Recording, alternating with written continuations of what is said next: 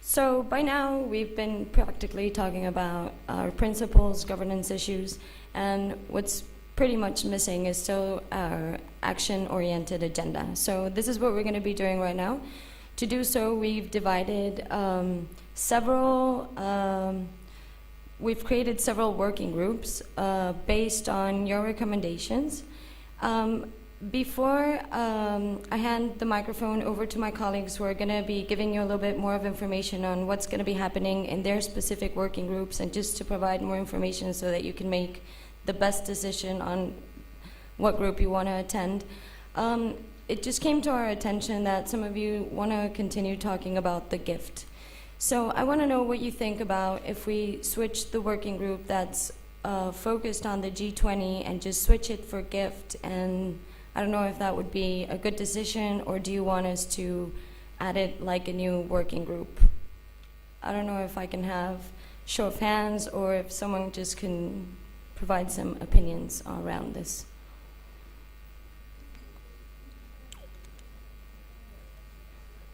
Yes.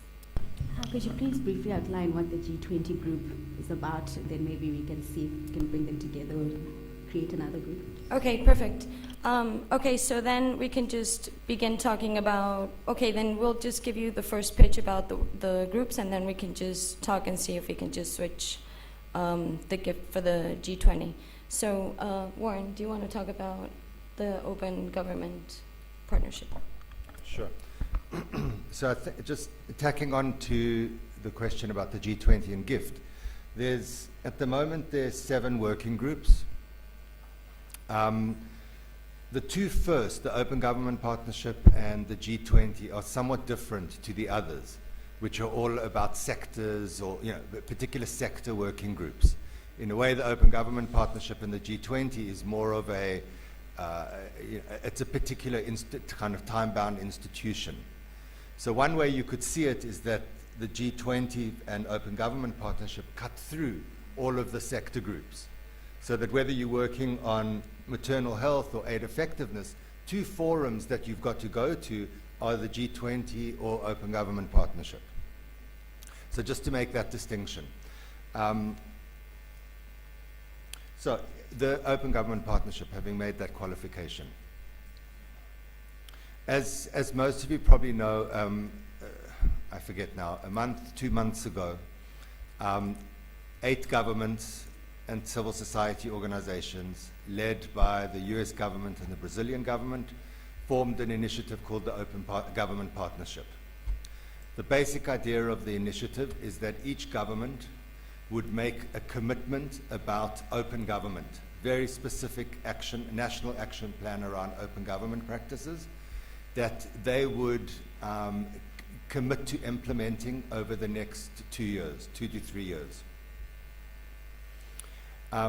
The commitments are meant to be stretch commitments. In other words, each government is meant to really stretch the kind of practices that they do, rather than include on the slate activities that they're already doing or have already accomplished.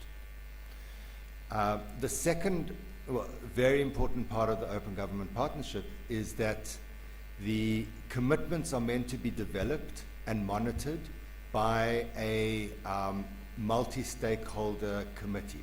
So there's meant to be an intensive process of consultation that happens within each country as the commitment's developed and as it's monitored. Subsequent to those first 8 commitments, another 39 countries have committed to join the Open Government Partnership. Countries are only eligible to join the partnership if they qualify against a threshold. The threshold's a set of 6 or 7 minimum criteria that the government needs to meet. And the government doesn't need to meet all 7 of the criteria, they need to meet most of the criteria. I forget the exact percentage. For the purposes of this meeting, all the governments joining have to meet 2 budget criteria. One is that they publish their draft budget, and the second is that they publish the audit report, and both within the guidelines or recommendations of good practices. So that's where we are. Then the next step in this process is that all 39 plus the original 8 governments are getting together in Brazil in December in order to really to brief the 8 governments, the new 39 governments about the process going forward. The next step after that is in Brazil in April 2012, when those governments, together with civil society from those organizations, from those countries, are meant to together come to the Brazil meeting and launch the national plans of action for each of those 39 countries. So that's in a nutshell what's going on. So I think the purpose of this session is a little bit different in a way to the purpose of, say, a session around maternal health or economic and social or cultural rights.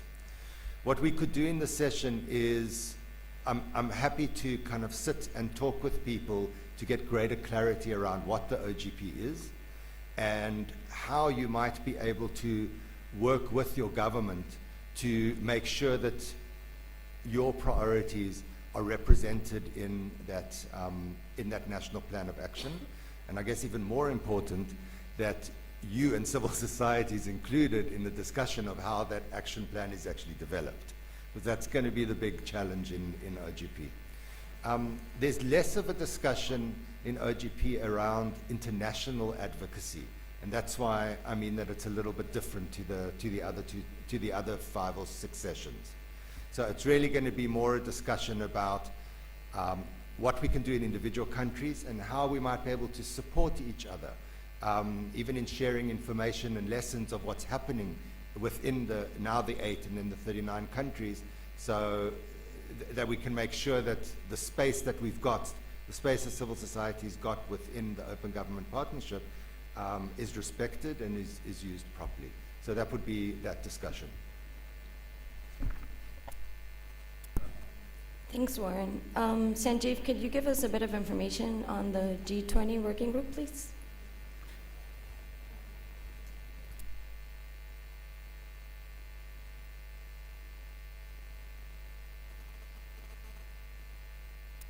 I'll be very, sorry. Good morning, everyone. I'll be very brief. There's a document in tab 6 on all the different working groups, and there's one on the G20 as well, so that if you all want to look at them, sorry, there's a little feedback.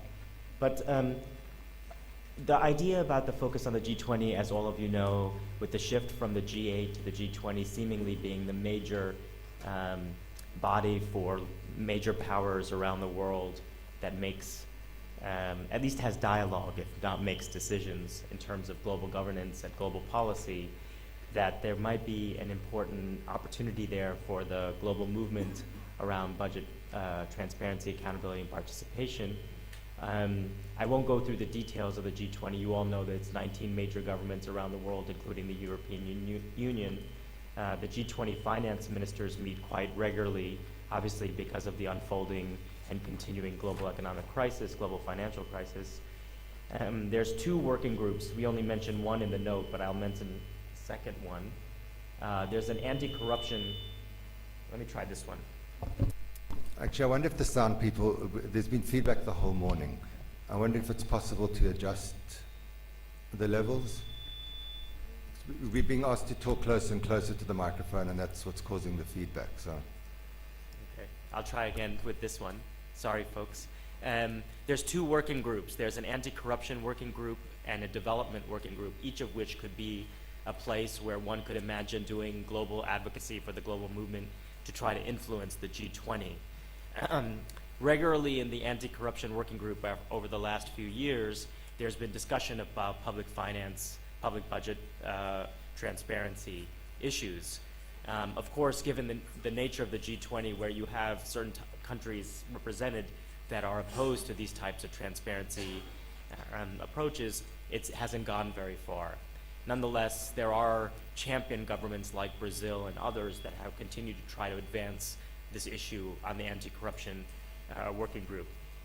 There was an attempt, in fact, to try to get some language in the statement going to Mexico, going from Cannes to Mexico, for the next, because Mexico is the host of the next round of the G20, to say that the anti-corruption working group should focus specifically on public budget, finance, transparency, and accountability issues.